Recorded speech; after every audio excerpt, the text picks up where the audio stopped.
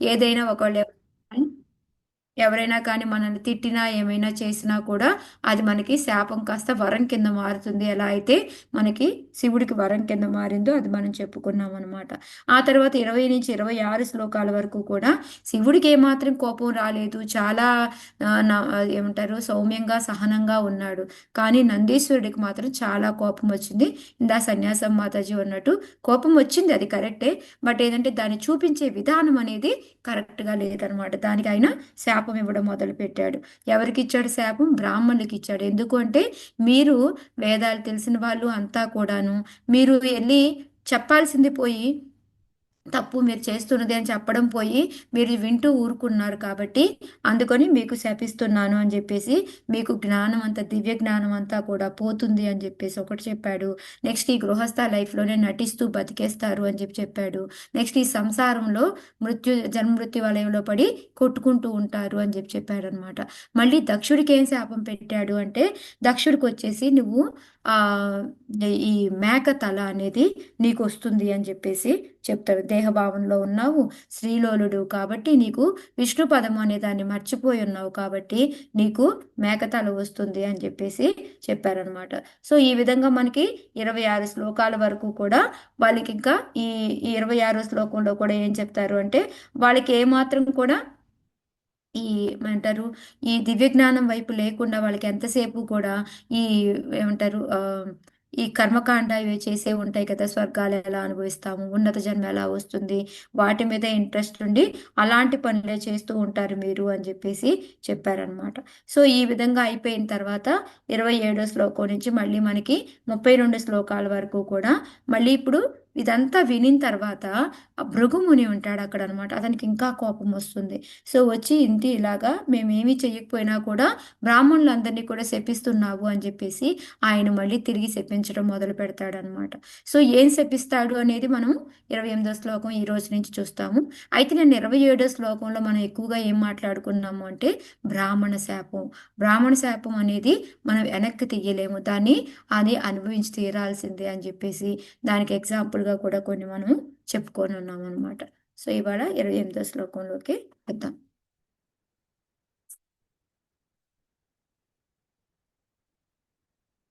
భవవ్రతధరా ఏ చ తాన్ సమనువ్రతాః పాషండినస్తే భవంతు సచ్చాస్త్ర పరిపంధినః. హరే కృష్ణ మాతాజీ. చదవండి. భవవ్రతధరా ఏ చ తాన్ సమనువ్రతాః పాషండినస్తే భవంతు సచ్చాస్త్ర పరిపంధినః. శివుని సంతృప్తి పరచుడి వ్రతమును చేపట్టినవాడు లేదా అట్టి నియమములను అనుసరించువాడు నిక్కముగా పాషండి అయి సచ్చాస్త్ర నిర్దేశం నుండి వైదొలుగును కాక. Hare Krishna Mataji. Thank you. Hare Krishna. So ఇక్కడ థ్యాంక్ యూ మాతాజీ. సో ఇక్కడ ఏం చెప్తున్నారు, భృగుమని ఏమని శపించాడు? శివుని సంతృప్తి పరచడి వ్రతమును చేపట్టినవాడు అంటే శివుడి దగ్గర ఏంటంటే చాలా మంది రకరకాలుగా వాళ్ళు దీక్షలు తీసుకుంటారు. ఇప్పుడు ఎలా అయితే మనకి ఇస్కాన్లో ఉన్నాయో సేమ్ అదే విధంగా అనేక రకాల దీక్షలు ఉన్నాయన్నమాట వాళ్ళకి. సో వాళ్ళు ఏంటంటే ఆ భగవంతుని తృప్తిపరచడానికి రకరకాల పనులు రకరకాల దీక్షలు తీసుకొని వాటి నియమాలను అనుసరిస్తూ ఉంటారో వాళ్ళు అన్నీ, అంటే అక్కడ గురువు దగ్గర ఆయన తృప్తిపరుస్తూ ఉన్నారు. ఇప్పుడు అదే మనం ఇస్కాన్ మన వైష్ణవ సాంప్రదాయంలో ఉన్నాం అనుకో, గురువు గారు చెప్పింది వినాలి, గురువుని సంతోషపరిచే పనులు చేయాలి. అలా చేసి నియమ నిబంధనలు పాటించామనుకోండి, మనల్ని ఏమంటారు? పాషండి అంటారా అలా చేస్తే? వైష్ణవ అంటారు. వైష్ణవులు అంటారు, చక్కని మంచి భక్తుడు అని అంటారు. సో ఇక్కడ ఏంటి అంటే వాళ్ళని పాషండి అంటారు. పాషండి అంటే ఏంటి అంటే వాళ్ళకి వాళ్ళకి ఆ, ఆ, శాస్త్రాలని పాటించరు అనమాట. వాళ్ళు పాషండులు అంటే వాళ్ళ నియమ నిబంధనలు పాటించరు, వాళ్ళని పాషండులు అంటారు. మనకి ఆల్రెడీ భగవద్గీతలో కూడా చాలా చోట్ల మనకు వస్తుంది పాషండి పాషండి అని ఎవరైతే. సో వాళ్ళు ఏంటి, పాషండి అయి సచ్శాస్త్ర నిర్దేశముల నుండి వైదొలుగును గాక. అంటే శాస్త్రాలు కూడా సచ్శాస్త్రం అసత్శాస్త్రం అని ఉంటుంది. అంటే నిజాలు నిజాలు కానివి ఉంటాయి అన్నమాట.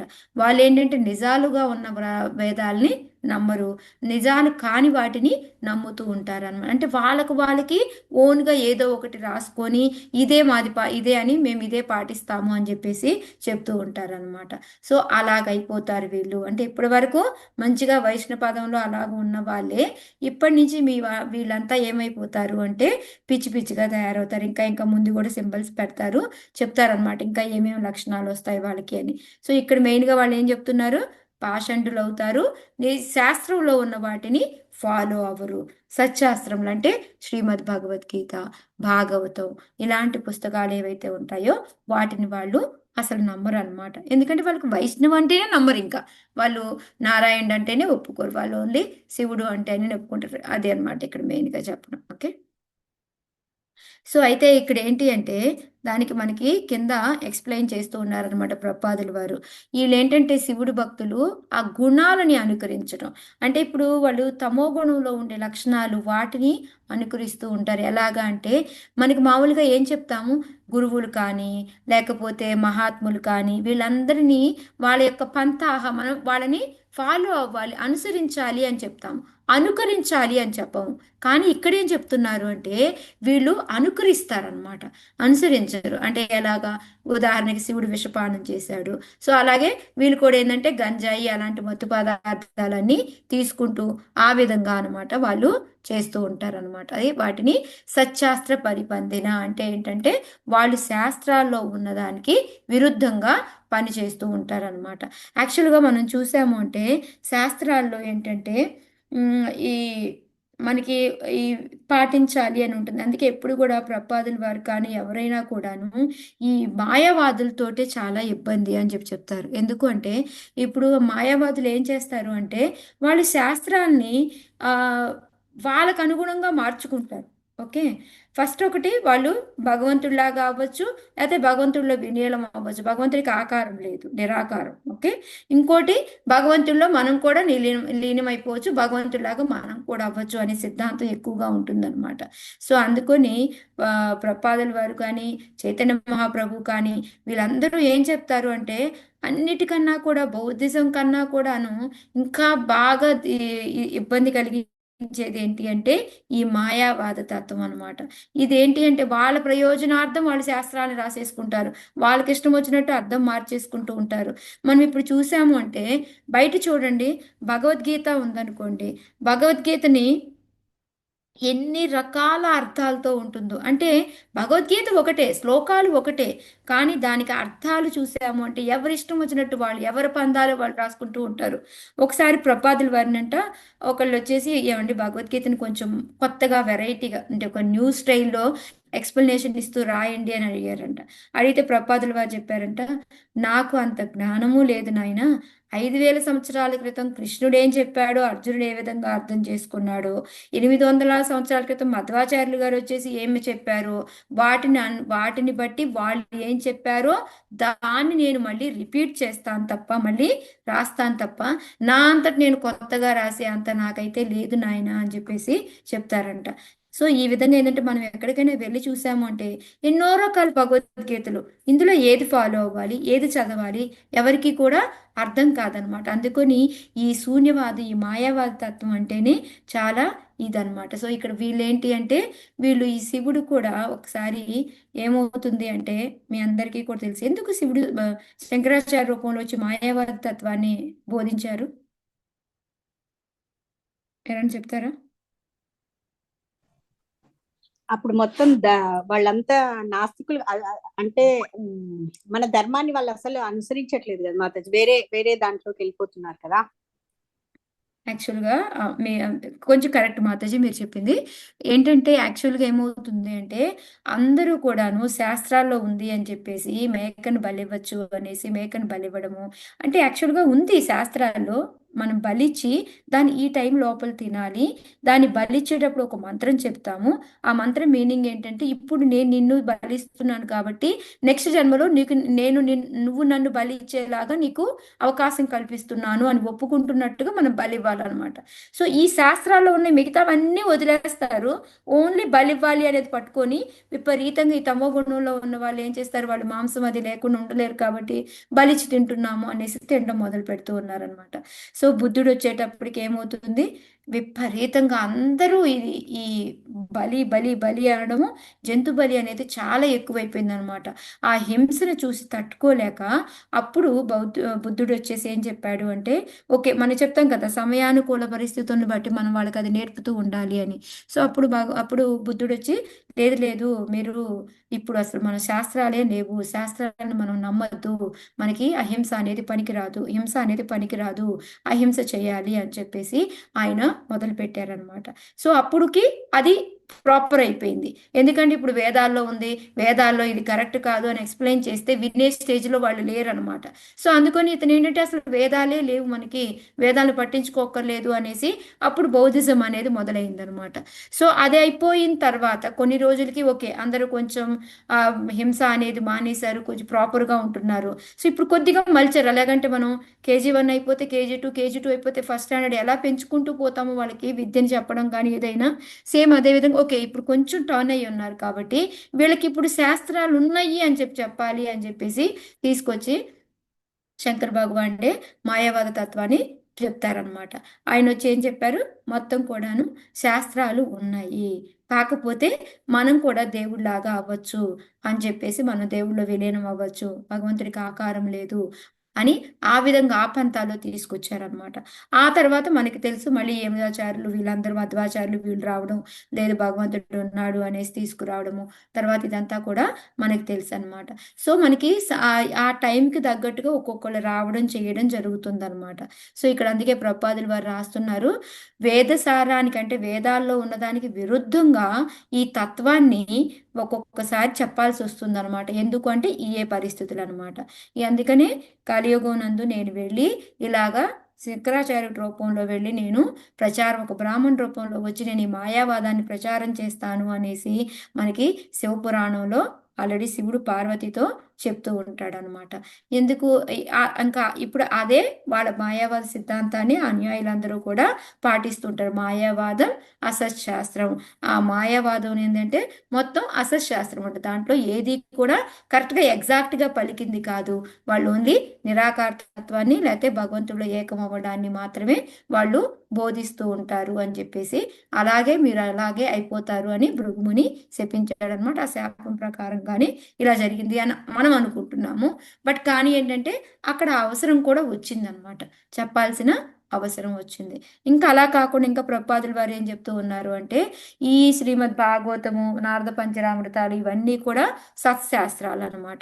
ఈ ప్రామాణిక గ్రంథాలను ఏంటంటే వాళ్ళు నమ్మకుండా వాళ్ళు ఇష్టం వచ్చినట్టు అసత్శాస్త్రాలు విరుద్ధమైనవన్నీ కూడా చేసి పిశాచ జీవనాన్ని గడుపుతూ ఉంటారు అని చెప్తున్నారనమాట. ఏంటి ఆ పిశాచ జీవనం అనేది మనకి ఇప్పుడు నెక్స్ట్ శ్లోకాలు వస్తుంది, చూద్దాం మనం.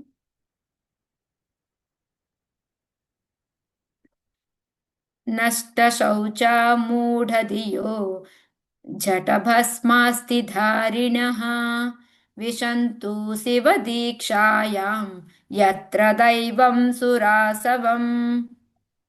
హరే కృష్ణ మాత చదవమంటారా? చదవండి మాత.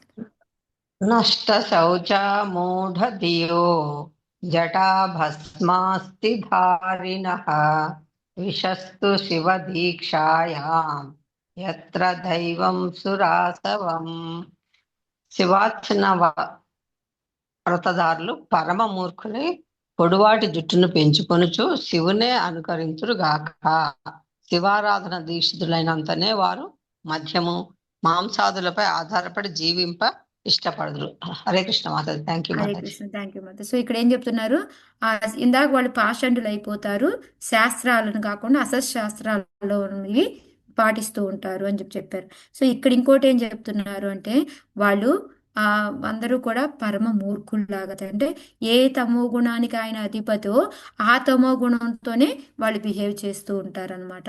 ఇంకా ఎలాగంటే జుట్టుని పెంచుకోవడం, మేము శివుడిలాగా జుట్టుని పెంచుకోవడం, జటధారి కదా, సో అలాగా జుట్టుని పెంచుకోవడం, అలాగా ఆయన ఆయన అనుకరిస్తూ ఉంటారనమాట. ఇంకా ఏం చేస్తారు అంటే వాళ్ళు మద్యము మాంసాలపైనే ఆధారపడి జీవిస్తూ ఉంటారనమాట. అంటే టోటల్గా తమో గుణం అనమాట. ఇంకా అంతకుమించి ఇంకేమీ లేదు. అంటే మామూలుగా మనకి దీక్ష తీసుకున్నాము అని అంటే మనకి ఏం చెప్తారు, మనకి నియమ నిబంధనలు ఉన్నాయి. ఆ నియమ నిబంధనలు ఏంటి, తినకూడదు, ఇవి చేయకూడదు, మనకి 4 రకాలు ఏవైతే ఉన్నాయో అవి. కానీ వీళ్ళకి అలాంటి నియమ నిబంధనలు అన్నీ లేవు. ఎందుకు లేవంటారు వాళ్ళకి?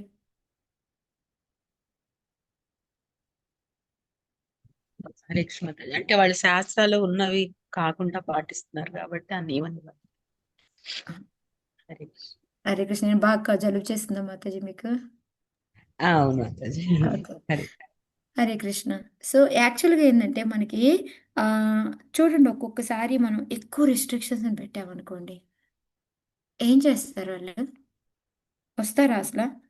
మనం ఇప్పుడు వెంటనే భగవద్గీత క్లాస్కి వచ్చిన రెండో రోజే 4 నియమ నిబంధనలు ఉన్నాయి, 16 రౌండ్లు చాంటింగ్ చేయాలా అనేసి మొత్తం అన్ని చెప్పేసాను అనుకోండి, రెండో రోజు ఎవరైనా వస్తారా? జారు మాతాజీ, జారు. కానీ అది మనం ఏంటంటే ఏమీ లేదు, ఊరికే వినండి, ఏమీ లేదు అని చెప్పి తీసుకొస్తాం. నెమ్మదిగా ఒక్క రౌండ్ చేయండి అని చెప్తాం. తర్వాత ఏకాదశి అండి అని చెప్తాం. తర్వాత ఇలా కృష్ణాష్టమి వస్తుంది అని చెప్తాం. సో అట్లా అట్లా పెంచుకుంటూ పోతాము. సేమ్ అలాగే ఏంటంటే ఇక్కడ వీళ్ళకి ఫస్ట్ ఏంటంటే ఏమి పెద్దగా ఫాలో అక్కర్లేదు అని చెప్పి చెప్తా ఉంటారనమాట. ఎందుకంటే ఏదో ఒక విధంగా ఇప్పుడు శివుడు ఎలా అంటే ఏదో ఒక విధంగా వాళ్ళని భక్తిలోకి ముందుకు తీసుకురావాలి అనే విధంగా వాళ్ళకి అలా పెట్టారు. కానీ ఏంటంటే అది నెమ్మదిగా ఈ శాపాలు అయితేమి అవి ఏమైతే అంటే వాళ్ళు ఈ పొడుగ్గా జుట్టు పెంచుకోవడం, మద్యం తాగడం, మాంసాలు తినడం, ఇది విధంగా అవి ఇక అలవాట్లాగా అయిపోయినాయి అనమాట వాళ్ళకి. సో అదే ఇక్కడ ప్రభుపాదులు వారు చెప్తున్నారు, ఈ మద్య మాంసాలు ఇవన్నీ స్వీకరించడం, జుట్టు పెంచుకోవడం, స్నానం చేయకపోవడం. మనం అనుకుంటాం అసలు స్నానం చేయకుండా ఎలా ఉంటారు మాతాజీ అనేసి, కానీ ఎంతో మందిని చూస్తూ ఉంటాము స్నానం చేయడానికి బద్ధకం ఉన్న వాళ్ళని. సో ఈ విధంగా ఏంటంటే వాళ్ళకి అన్నీ కూడా మ్, ఏమంటారు తమో గుణ యొక్క లక్షణాలు అనమాట. ఒక నియమ నిబంధనలు అనేవి ఉండవు, అన్ని చెడ్డ అలవాట్లే ఉంటాయి వీళ్ళకి అని చెప్పేసి చెప్తూ ఉన్నారు. సో అటువంటి ఆచరణలు చేస్తూ ఉన్నప్పుడు ఎక్కడైనా మనకి దివ్య జ్ఞానం అనేది వస్తుందా? ఎప్పుడైతే మనం మంచిగా రాదు. వెళ్తుంటే ఇంకా ఇంకా జ్ఞానం పెరుగుతుంది. కానీ మనం అన్ని తప్పులు చేస్తూ ఈ భగవద్గీత భాగవతాలు విన్నందువల్ల ఏమైనా ఉపయోగం కలుగుతుందా మనకి? దాన్ని విని అర్థమవుతుంది. అర్థం చేసుకొని అర్థమవుదు. అర్థమవుదు. ఫస్ట్ ఆఫ్ ఆల్ అర్థమవుదు. అర్థం చేసుకోకపోగా ఇక దాన్ని మనం ఫాలో కూడా అవ్వం కాబట్టి ఆటోమేటిక్గా దివ్య జ్ఞానం అనేది మనకి వెళ్ళదన్నమాట. సో అదే ఇక్కడ ప్రభుపాదుల వారు చెప్తున్నారు, వీళ్ళకి కూడా మంత్ర దీక్షలు ఉంటాయి, ముద్రికలు ఉంటాయి, వీళ్ళకి రకరకాలు ఉంటాయి అని చెప్పాను కదా. మంత్ర దీక్ష అని ఉంటుంది, యోగ దీక్ష అని ఉంటుంది, ధ్యాన దీక్ష అని ఉంటుంది వీళ్ళకి. ఆ ధ్యాన దీక్ష అంటే వాళ్ళు ముద్రలో కూర్చుంటారు అనమాట, ఇన్ని రకరకాల ముద్రలు వేసుకొని కూర్చుంటారు అనమాట. సో ఈ విధంగా ఏంటంటే వాళ్ళు ఒక ఆసనం వేసుకొని ఆ ఆసనం మీద కూర్చొని ఆ ముద్రికలతోటి మంత్రాన్ని పఠిస్తూ ఉంటారు. దాన్ని ఆ ధ్యాన దీక్ష అని ఏదో అంటారు అనమాట. సో ఈ విధంగా వాళ్ళకి రకరకాలుగా ఉంటాయి అన్నమాట. అవి ఇక్కడ ప్రభుపాదుల వారు చెప్తూ ఉన్నారనమాట. అయితే కొన్ని శాస్త్రాల్లో ఏంటంటే ఒక్కొక్కసారి శివారాధనప్పుడు కొంత ఈ మత్తు పదార్థాన్ని అనేది వాడతారనమాట. శివరాత్రి టైంలో అది చేస్తుంటారు చూడండి, ఏంటిది అది, ఎక్కువగా నార్త్ వాళ్ళ దగ్గర వింటాం మనం. బంగు మాతాజీ. బంగు.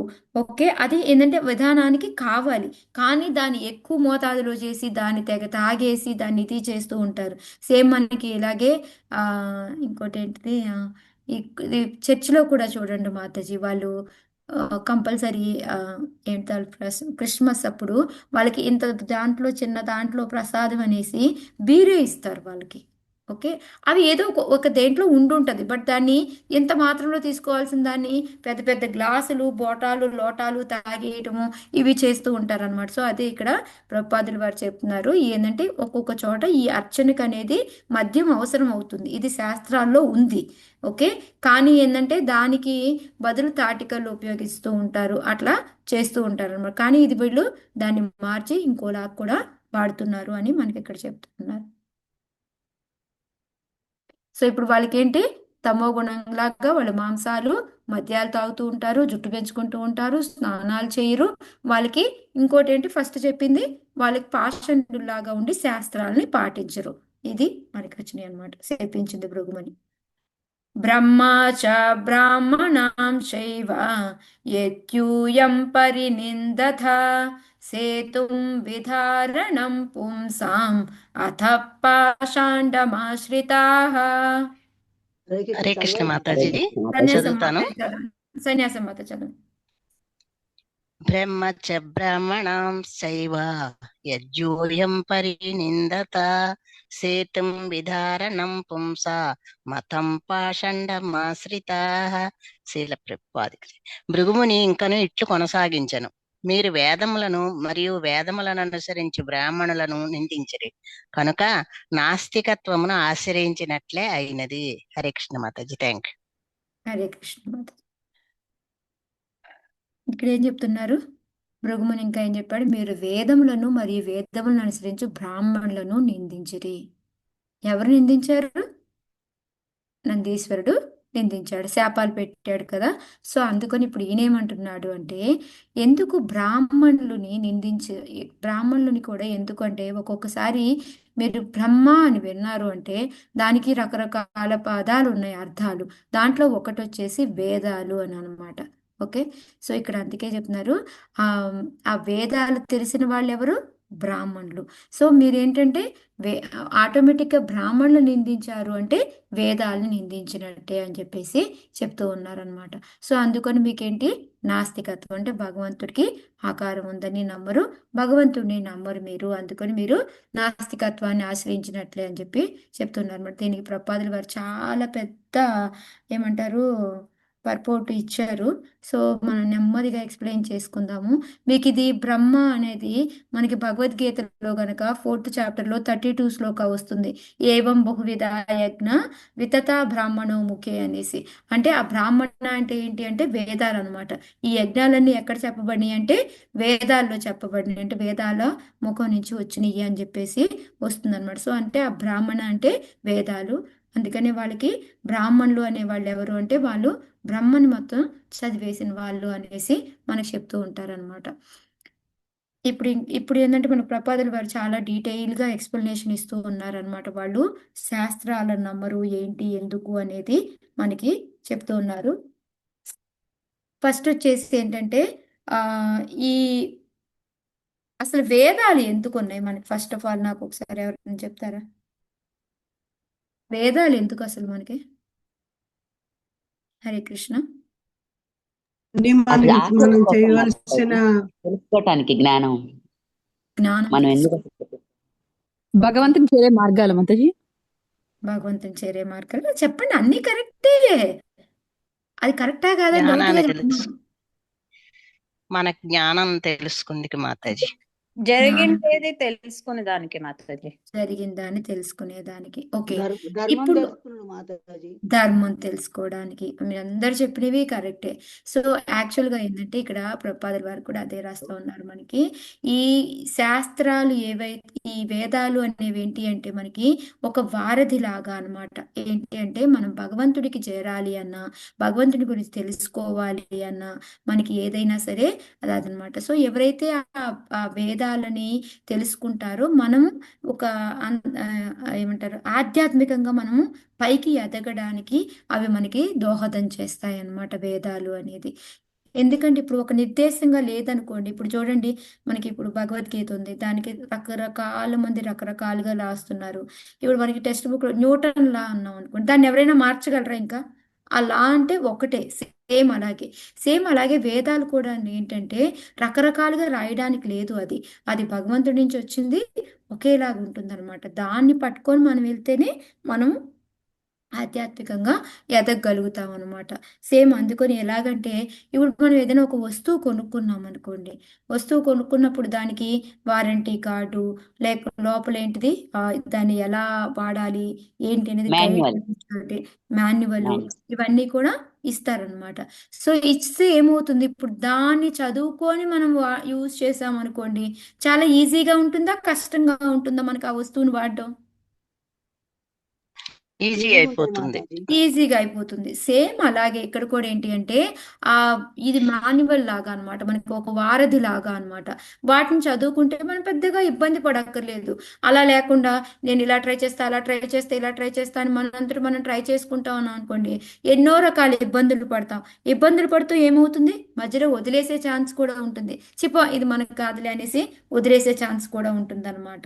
సో అందుకని ఇక్కడ వేదాలు ఏంటి అంటే ధర్మ అర్థ కామముల యందు చక్కని నిర్దేశాన్ని ఉసుకుతుంది మనకి. ఈ ధర్మ అర్థ కామ మోక్ష అనేవి ఎలాగా ఏంటి అనేది. నెక్స్ట్ మళ్ళీ ఈ మన మానవ నాగరికత ఏదైతే వర్ణ ఆశ్రమాలు అనేది అవి ఎలా వచ్చినాయి ఏంటి అనేది ఇవన్నిటి గురించి కూడాను మనకి ఈ వేదాల్లో ఉంటుందన్నమాట. సో అది ఇక్కడ చూడండి ప్రభుపాదులు వారు ఎంత బాగా రాస్తున్నారు. అది వేదములు ధర్మార్థ కామములకు చక్కని నిర్దేశమునుసుకును దాని ద్వారా మనుజుడు చరముగా భౌతిక కల్మషముల నుండి ముక్తుడై తన నిజ స్థితి యందు అహం బ్రహ్మాస్మి నెలకొనగలడు.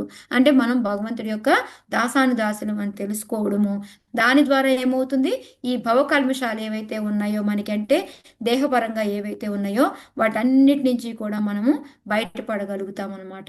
సో ఈ భౌతిక కల్మషాలు ఎవరెవరికి ఉన్నాయి అని అంటే మొత్తం ప్రతి చిన్న చీమ దగ్గర నుంచి మొదలుకొని బ్రహ్మ వరకు కూడా అందరికీ ఉంటుందన్నమాట ఇది భవ కల్మషాలు.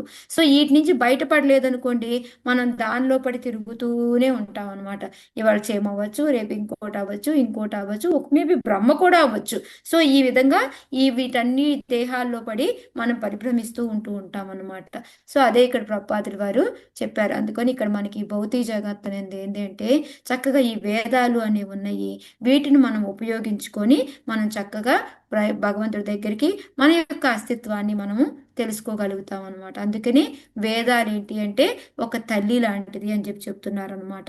వేద జ్ఞానం తెలిసిన వాళ్ళు కాబట్టి బ్రాహ్మణుని తండ్రి లాంటి వాళ్ళు అని చెప్తున్నారు. సో ఇక్కడ తండ్రిని దూషిస్తే తల్లిని కూడా దూషించినట్టే. అదనమాట ఇక్కడ అసలు కాన్సెప్ట్ ఇక్కడ భృగుమని చెప్పేది. సో నువ్వు తండ్రిని దూషించావంటే తల్లిని కూడా దూషించినట్టే, కాబట్టి మీరు అందుకొని నాస్తిత్వకానికి మీరు చెందిన వాళ్ళు అవుతారు అని చెప్పేసి చెప్తూ ఉన్నారు అనమాట. ఇంకోటి ఏంటి అంటే చైతన్య మహాప్రభు కూడా ఇక్కడ చెప్తూ ఉన్నారు, ఈ భౌతికంగా బౌద్ధ మతస్థులు ఎవరైతే ఉన్నారో వాళ్ళు శాస్త్రాలను నమ్మలేదు కదా. సో వాళ్ళని కూడా నాస్తికులనే అనాలి చెప్పాలంటే. బట్ కాకపోతే ఏంటంటే వాళ్ళు భగవంతుడి దాకా రాలేదు, ఆ పార్ట్కి రాలేదు. అసలు మేము శాస్త్రాలే నమ్మము, ప్రతి ఒక్కరికి ప్రాణం ఉంది, సో వాళ్ళని మనము హింసించకూడదు అనేసి అహింసా మార్గాన్ని తీసుకొచ్చాడు అక్కడ. కానీ ఏంటంటే వేదాలను తిరస్కరించారు కాబట్టి వాళ్ళు కూడా నాస్తికుల కిందే అని చైతన్య మహాప్రభు చెప్తూ ఉన్నారు అనమాట. కాకపోతే వీళ్ళ మీద ఈ మాయావాదుల మీద కొంచెం బెటర్. వీళ్ళు మాయావాదులు ఏంటంటే దేవుడితో సమానం అనుకుంటారు కదా, అది ఇంకా డేంజరస్ అని చెప్పేసి చెప్తూ ఉన్నారు అనమాట.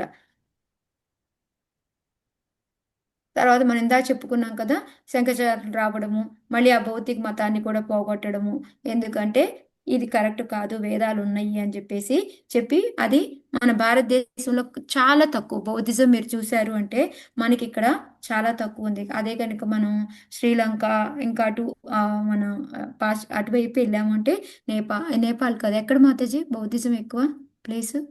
Gaya Mataji, Tibet. Gaya, Tibet yeah.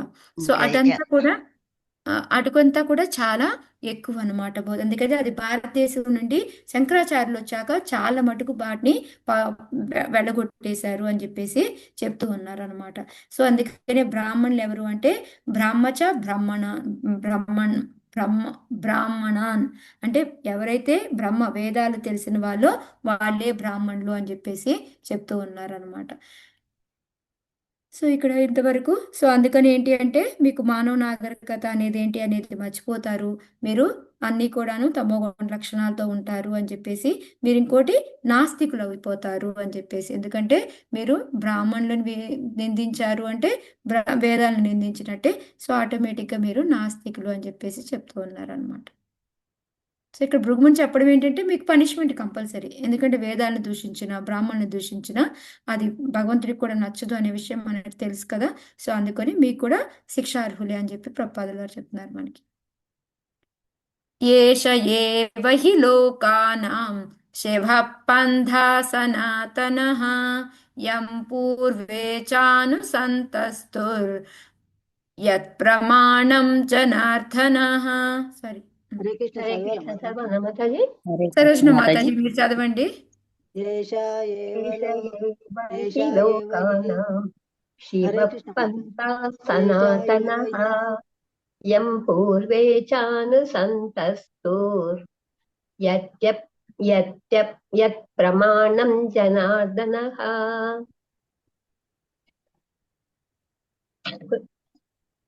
జనుల మంగళకర పురోభివృద్ధి కొరకై వేదములు శాశ్వతములు ధర్మ నియమముల నొసగుచున్నవి. ఆ పథము పూర్వము నిష్ఠగా అనుసరింపబడినది. సర్వజీవ సుహృత్తు అగు జనార్దనుడే ఆ వేద పథమునకు ప్రమాణము. హరే కృష్ణ. సో ఎందుకు మీరు పాటించకపోతే మీరు నాస్తికులు అనేది ఎందుకు చెప్తున్నారు అనేది ఆయన ఇక్కడ ఇంకా మనకి అర్థాన్ని ఇంకా కొంచెం చెప్తున్నాడు అనమాట. ఏంటి అంటే వేదాలు దేనికి, ఇందాక మనం రకరకాలు చెప్పుకున్నాం కదా, ఇంకొకటి వచ్చింది చూడండి ఇక్కడ, మంగళకర పురోభివృద్ధి.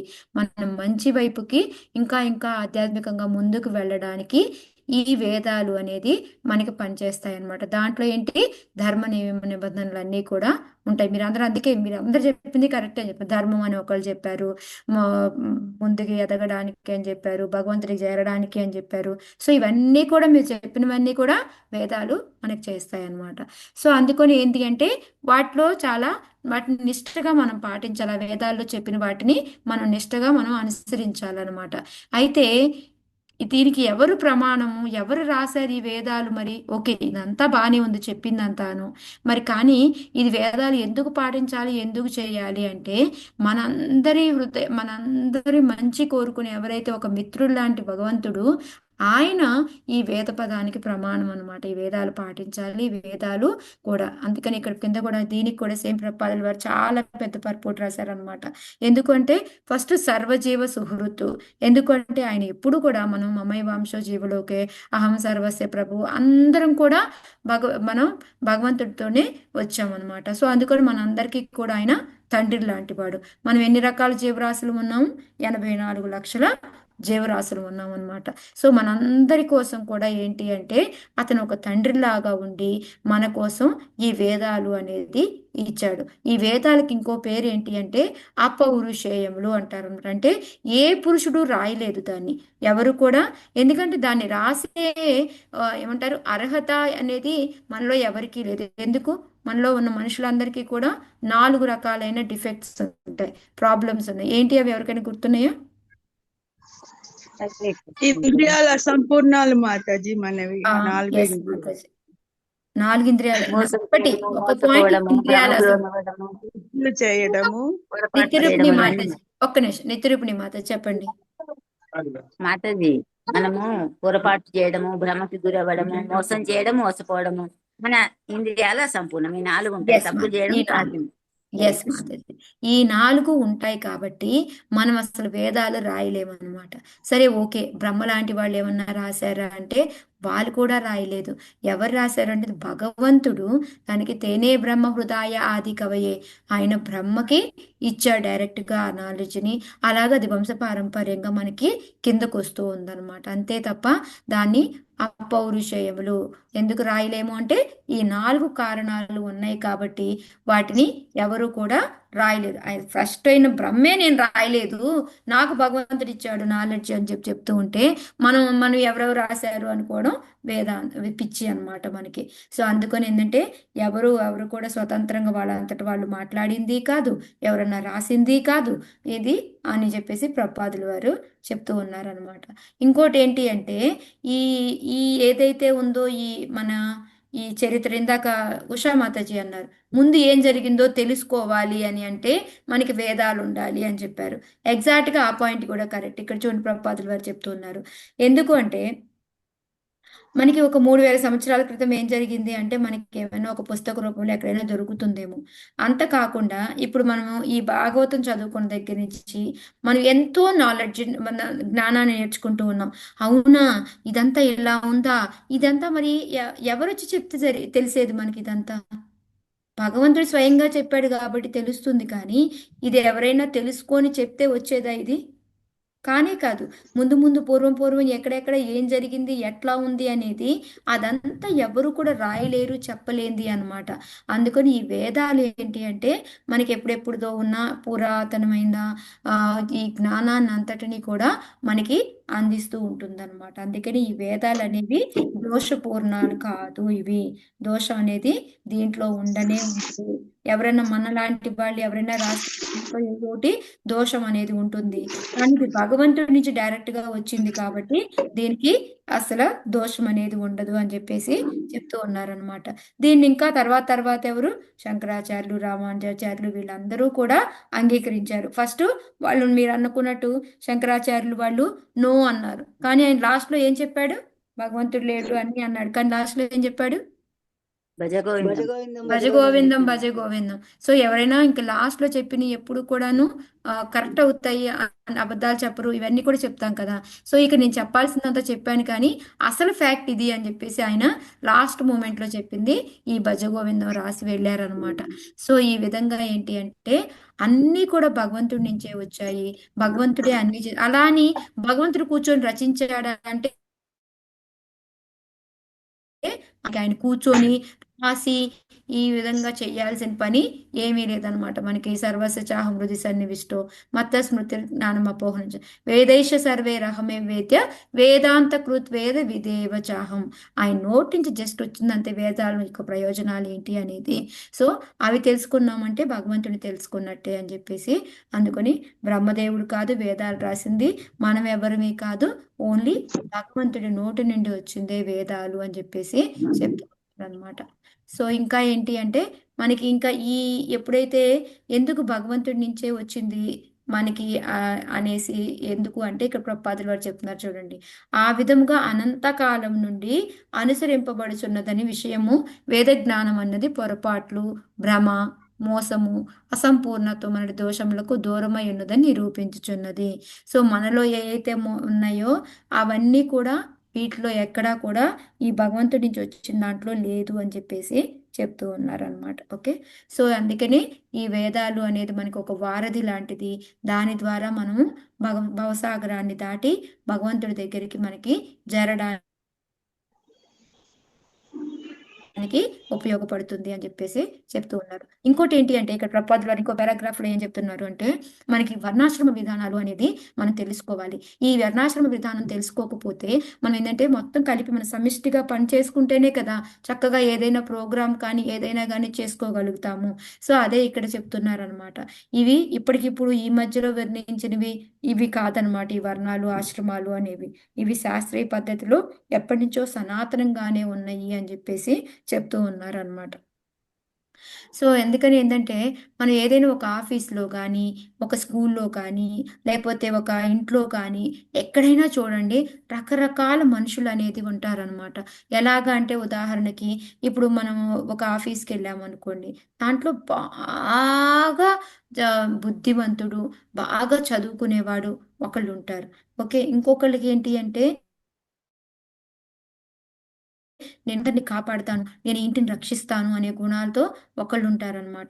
ఇంకొకళ్ళు ఏంటంటే నేను బాగా డబ్బు ఎలా సంపాదించాలి అని ఒకే ఎప్పుడు ఆ ధ్యాసతోనే కొంతమంది ఉంటారు. కొంతమంది ఇవన్నీ నాకేమీ రావు, మీకు ఏమైనా హెల్ప్ చేయమంటే ఇంట్లో నేను హెల్ప్ చేస్తాను అని చెప్పి చెప్తూ ఉంటారు. సో ఈ విధంగా ఏంటంటే వాళ్ళ అభిరుచిని బట్టి 4 రకాల వర్గాలు వాళ్ళు ఉంటారు.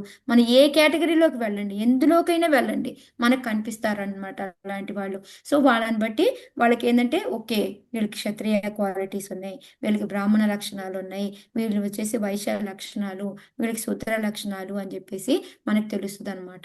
సో వాళ్ళందరూ కలిపి ఓడుకొని మనకి చేస్తేనే ఈ ప్రపంచం అనేది శాంతితో ఉంటుంది అనేది మనకి భాగవతంలో భగవద్గీతలో కూడా చాలా చోట్ల మనకి వస్తూ ఉంటుందన్నమాట. సో ఇలాంటి ఇవన్నీ కలిగి ఉన్న ఏదైతే ఉందో వేదాలు, ఈ వేదాలను కనుక మనము చక్కగా మనం పాటించుకుంటూ కనుక వెళ్ళాము అంటే మనం గ్యారంటీగా ఆధ్యాత్మిక స్థాయికి మన ఆధ్యాత్మిక జీవనంలో ఎదుగుతాము అని చెప్పేసి చెప్తూ ఉన్నారనమాట. సో ఈ విధానాలను ఎవరైనా ఫాలో అయ్యారా అంటే ఎంతో మంది ఇది పూర్వంగా ఋషులు వీళ్ళందరూ కూడా చక్కగా వాళ్ళు అనుసరించి ఉన్నారు. వాళ్ళు ప్రామాణికంగా వాళ్ళని తీసుకొని మనం కూడా చేస్తూ ఉన్నాం అన్నమాట.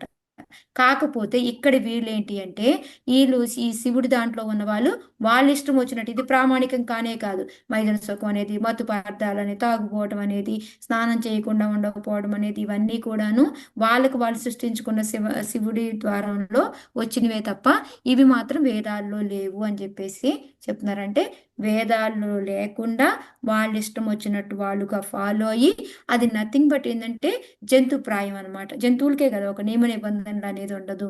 సేమ్ అలాగే శాస్త్రాలు పాటించకుండా ఒక నియమ నిబంధన లేకుండా మీరు ఇలా ఉంటారు అని చెప్పేసి దానికి ఉదాహరణ మీరే అనేసి నాస్తికులు అని చెప్పేసి చెప్తూ ఉన్నారనమాట.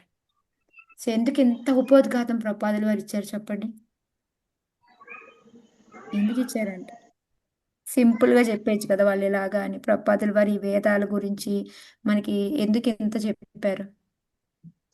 బాగా అర్థం కావాలి మనకు అని ఇప్పుడే బాగా కావాలని ఇప్పుడే చెప్పేసి మాతాజీ వేదాలు ఇలా ఎందుకు వచ్చాయనంటే సమాధానం చెప్పలేకపోయాం కదా.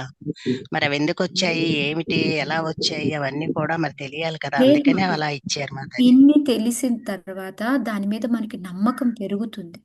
ఓకే, వేదాలు అనేది మన కోసమే ఉన్నాయి, దాన్ని నేను పట్టించుకోవట్లేదు, నేను ఇంకా బాగా చేయాలి, నేను ఇంకా బాగా చదువుకోవాలి, నేను బాగా పాటించాలి అనేసి ఇంకా మనకి దాని మీద అభిరుచి అనేది పెరుగుతుంది అనమాట, నమ్మకం పెరుగుతుంది అనమాట. సో అందుకని ప్రపాదుల వారు ఇంత ఇదిగా వేదాల గురించి రాశారు. ఎందుకంటే రకరకాలు ఇప్పుడు మనకి చూడండి వేదాల్లో లేని ఉన్నాయి అని చెప్పేస్తూ ఉంటారు. ఎందుకు ఈ సత్శాస్త్రం అసత్శాస్త్రం ఉందనేసి ఈ శివుడు ఇలా చెప్తున్నారు, వీళ్ళు ఇలా ఇంత పెద్ద ఎక్స్ప్లెనేషన్స్ మనకి ప్రపాదుల వారు ఇవ్వాల్సిన పని లేదు. ఎందుకంటే ఇది మనకి మూలం, వేదం అనేది మూలం, దాన్ని మనం ఇగ్నోర్ చేయకూడదు కాబట్టి ఎంత ఇదిగా చెప్పారు. సో ఇంకోసారి ఏంటంటే మనం ఒక ఆలోచన చేస్తాం అనమాట చేసేటప్పుడు, ఇది మనకు వేదాల్లో చెప్పబడిందా లేదా, నా అంతటి నేను చేస్తున్నానా అనేది. మళ్ళీ ఏంటంటే ఈ లక్షణాలు ఏం చేస్తున్నా ఇవి వేదాల్లో లేనివి, బాబాయ్ నేను స్నానం చేయకుండా పూజ చేస్తున్నాను, చిచి చిచి ఇది కరెక్ట్ కాదు, నేను స్నానం చేసి చేయాలి. సో అలా ఏంటంటే మనం ఒక కొన్ని లక్షణాలు, ఒక నియమ నిబంధనలు పాటించాలి, ఇవి ఉన్నాయి, ఇవన్నీ కూడా మనకు వస్తాయి అన్నమాట. దానికోసము ఇదిగా చెప్తున్నారు. ఓకే, హరే కృష్ణ మాతాజీ. చెప్పండి మాతాజీ. ఎవరన్నా ఏదైనా చెప్పినా ఏమంటాం మాతాజీ, అబ్బాయి ఇంకా ఆయన చెప్తే వేదం అంటాం మాతాజీ. అవును, అందుకే వేదాలకు అంత పరిపక్వత వచ్చింది మాతాజీ. కరెక్ట్.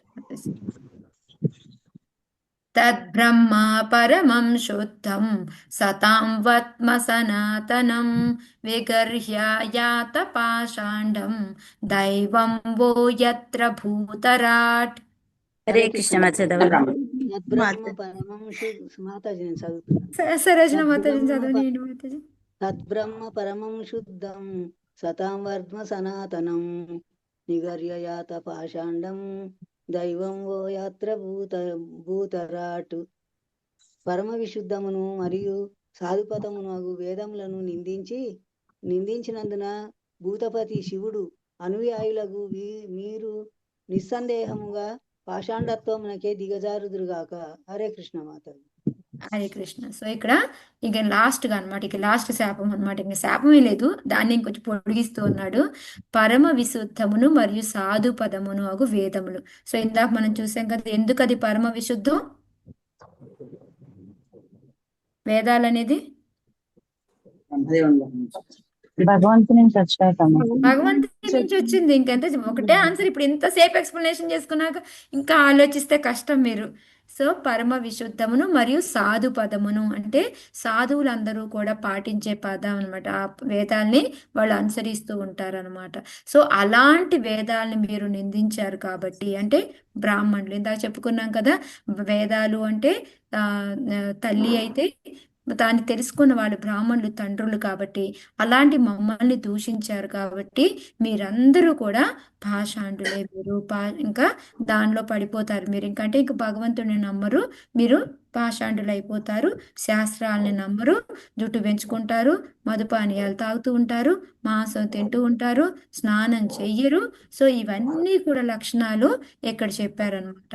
సో ఇక్కడ శివుణ్ణి భూతరాట్ అంటున్నారు అనమాట. ఎందుకు అంటే భూతపతి. మనకు తెలుసు భూతాలు అంటే మన తమో గుణంలో ఉన్న వాళ్ళని భూతాలు అని అంటాము అని చెప్పి మనం చెప్పుకున్నాం అనమాట.